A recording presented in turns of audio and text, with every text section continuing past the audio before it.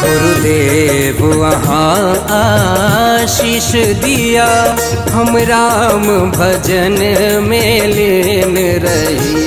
गुरुदेव आशीष दिया, हम राम भजन में लीन रही। हम राम भजन में लीन रही। हम राम भजन में लीन रही। श्री कृष्ण भजन में लीन रही। आहा परम ब्रह्म परमेश्वर छी, हम राम भजन में लीन रही।